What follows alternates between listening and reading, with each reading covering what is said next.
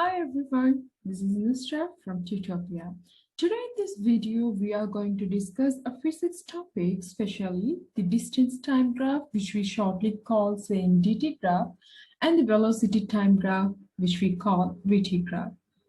And the distance time graph is the graph that shows the relationship between the distance and the time of a movement. When an object is moving, the dt graph shows the distance moved by the object related with the time. So the first thing that we have to do when we are plotting a dt graph is labeling the axis, and normally in x-axis we do label the time, and in the y-axis we do label the distance. So here it will be meters and here it will be the seconds.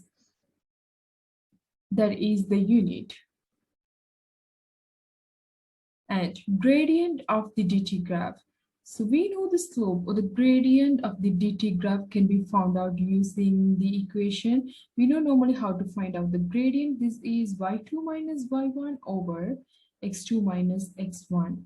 So in the gradient, for an example, if we are taking this graph and if we are trying to find the gradient, we have to pick 2 points and we have to get the x and the y values and in the each point. So let's say this is 2 and 6, the seconds, the time in seconds, and the distance here, let's say it is 2 and 10.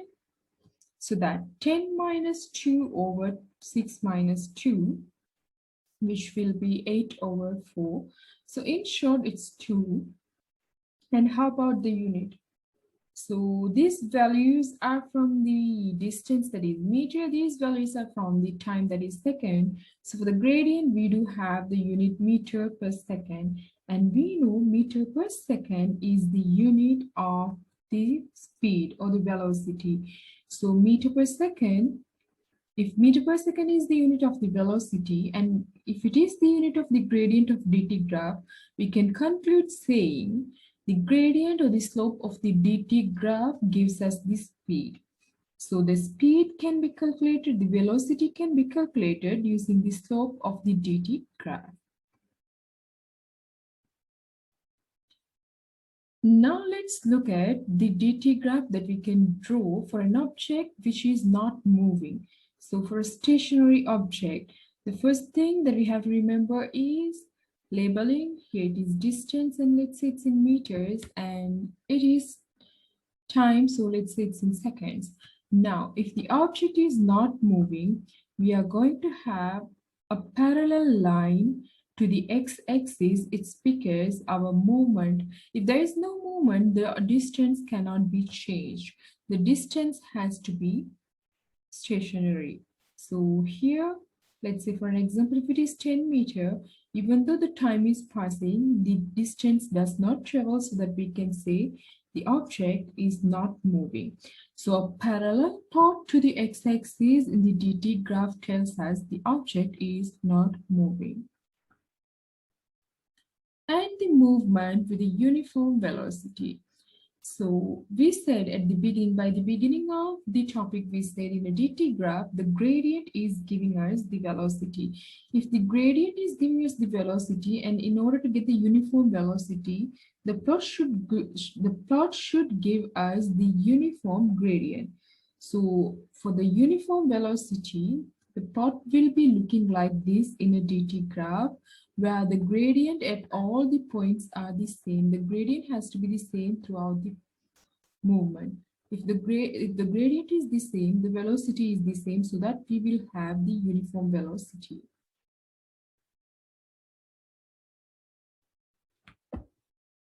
And movement with a uniform velocity returning to start, that is just the opposite direction.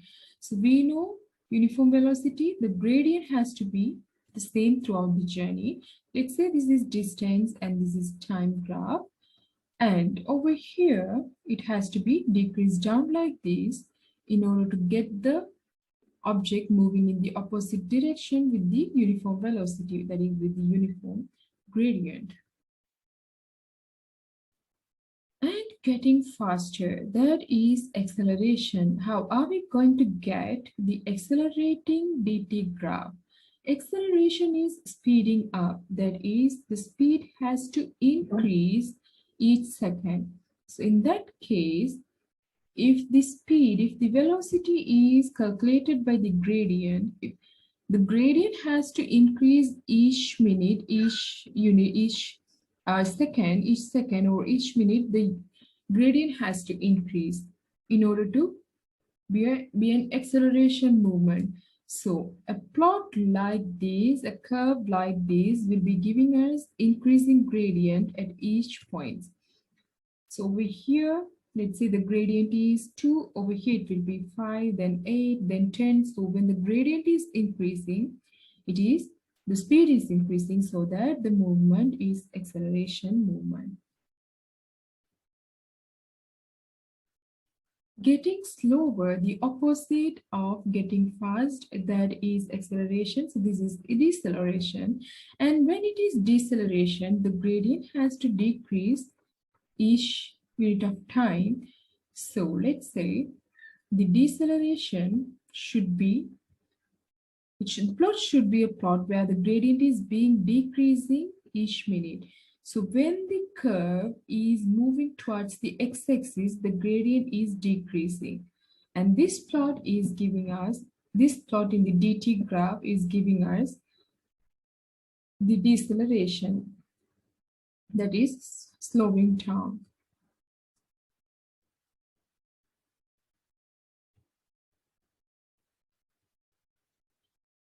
We are now moving to the velocity time graph. A velocity time graph shows the speed and the direction of an object that has been traveled by this object over a specific period of time. And in the VT graph, we have velocity in the y-axis and time in the x-axis. Sometimes it is also called the speed time graph, because speed and velocity are the same, only the difference that we have is the velocity is the vector quantity, whereas the speed is a scalar quantity. So velocity, it has a direction, whereas speed does not have direction. Sometimes we do also call the velocity time graph saying speed time graph. And when it comes to the velocity time graph, we have to remember two things. Like in the dt graph, the gradient in the dt graph was giving us the velocity. The gradient in the dt graph was giving us the velocity. Let's have a look about the gradient of the vt graph.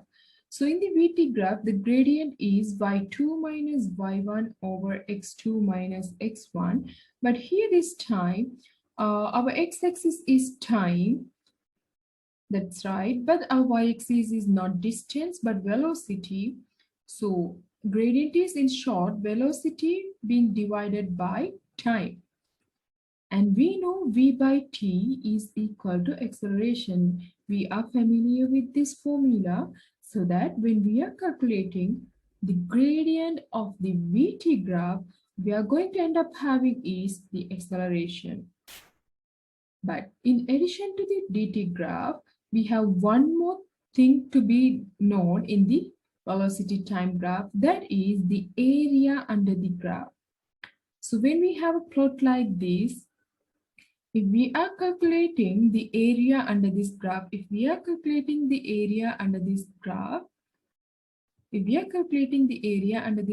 obviously this area is going to be equal to the distance traveled by the object. Because here this is a rectangle and the area of the rectangle is length into width. Here it is velocity into time, because this amount is the velocity and this is time. So v by t is distance.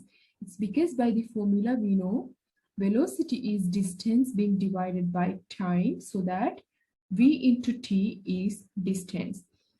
And in case if our plot is looking like this,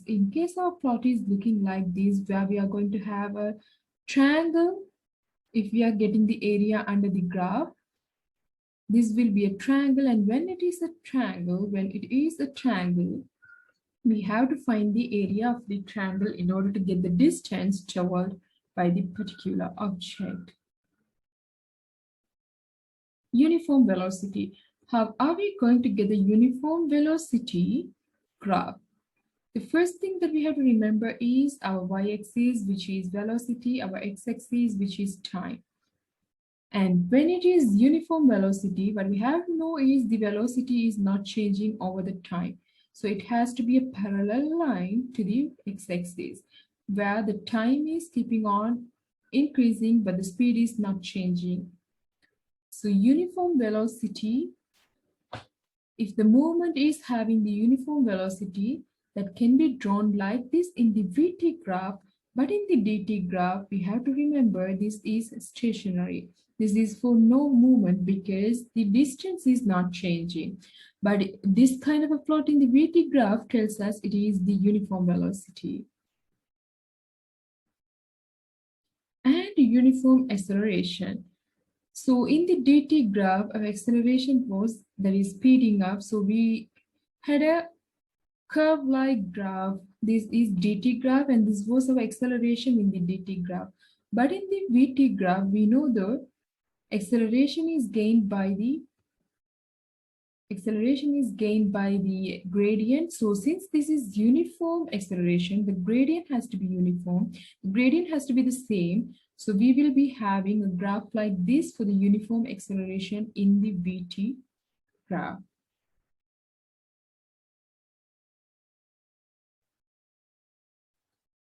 And uniform deceleration. Uniform deceleration is nothing but having the VT graph with a plot that has the uniform gradient throughout. So V, meter per second, T, that is time second, and it has to be uniform deceleration. If it is uniform, the gradient has to be the same, but at this time it has to be in the opposite direction, since this is deceleration, so that we will be having a graph like this.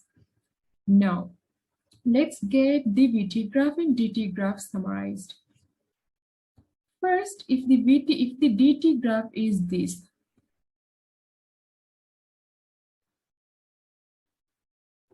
this is the DT graph that we are having,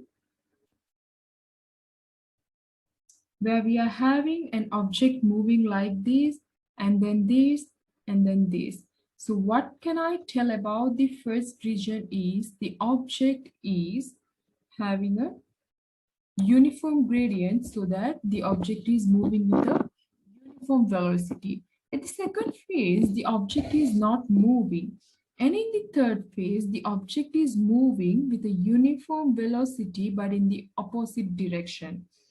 Now, if it is the VT graph, let's say everything is same, but this time we are having the VT graph. This time the region 1, it is for the acceleration, and especially if the gradient is the same throughout the journey, it is uniform acceleration. And over here, the second phase, the second region, the object is having the constant velocity, the uniform velocity. And the third one is still the same gradient, so uniform deceleration, but in the opposite direction. So we do use the word deceleration when it comes in the opposite direction. And if this is the VT graph, in case if the question is to find the velocity interval or the velocity of the object at the 5th second, we can directly read the velocity at the 5th second. If the question is to find the acceleration at the 5th second, we can go for the gradient. And if the question is to find the distance traveled within the first 5 seconds, we have to get the area of this triangle. And we know the formula for the area of the triangle, which is half into base into height, so that instead of the base, this time we can get the time, which is 5. And if the amount of the velocity is given, that can be considered to be the height. So this is how we do go with the calculations in DT graph and VT graph. The final summary of this topic In the dt graph, we will be concerned about the slope, that is the gradient, and the slope will be d2 minus d1 over t2 minus t1. And we know d over t, the change in distance over the change in time, is simply the velocity. So the gradient, the slope of the dt graph is going to give us the velocity. But in the vt graph, the gradient will be v2 minus v1 over t2 minus t1, so that we are having the change in the velocity and divided by change in the time. So v by t is acceleration, then the velocity in the velocity time graph, the gradient gives us the acceleration, whereas the area under the graph gives us the distance. So another important thing that we have to remember in VT graph is, when it comes to the area under the graph, it can be a rectangle or a square when the graph is looking like this. That is uniform velocity. That is uniform velocity. Or else it can be a triangle like this. If the plot is this, it has to be a triangle. Oh, if the graph is looking like this, it has to be a trapezium's area. So it depends, the polygons or the area, the formula that we have to use to find the area depends on the polygon that we are going to get when we are finding the area under the graph. Saying this, we are winding up with this video, and let's meet in another video with a fresh concept. Thank you, everyone.